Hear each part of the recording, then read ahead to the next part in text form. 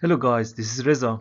In this video, I review some common Farsi phrases for being shocked or surprised.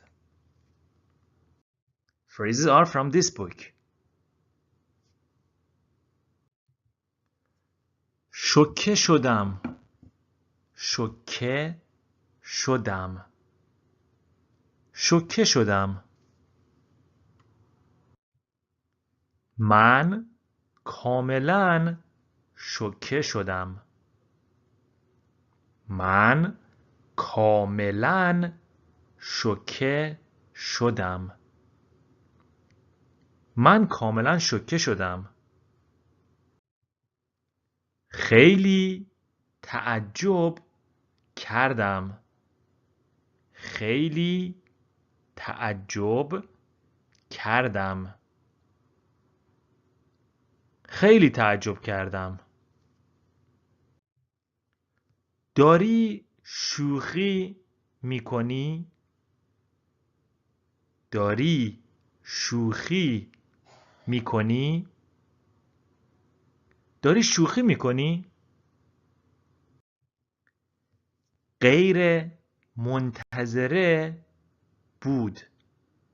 غیر منتظره بود. غیر منتظره بود. هرگز فکرش رو نمی کردم. هرگز فکرش رو نمی کردم.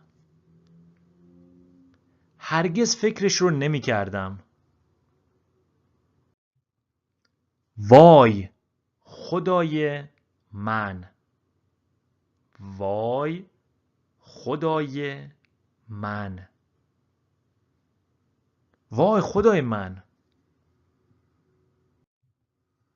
هیچ کس انتظارش رو نداشت. هیچ کس انتظارش رو نداشت. هیچ کس انتظارش رو نداشت. هیچ کس باور نداشت. هیچ کس باور نداشت. هیچ کس باور نداشت. شوکه شدم. شنیدم. شوکه شدم. شنیدم. شوکه شدم. شنیدم. شوک عجیبی بود. شوک عجیبی بود. شوک عجیبی بود. شوکه شدم. شوکه شدم. نمیدونم چی بگم. شوکه شدم. نمیدونم چی بگم. شوکه شدم. نمیدونم چی بگم. انتظار نداشتم.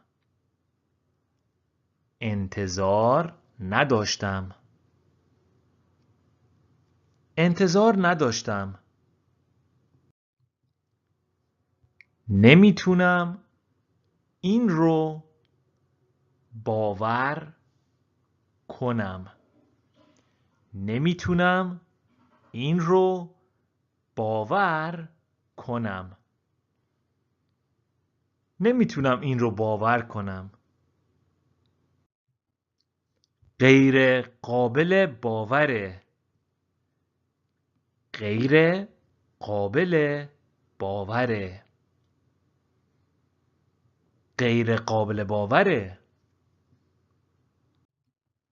این باور کردنی نیست. این باور کردنی نیست. این باور کردنی نیست. Thank you for watching this video.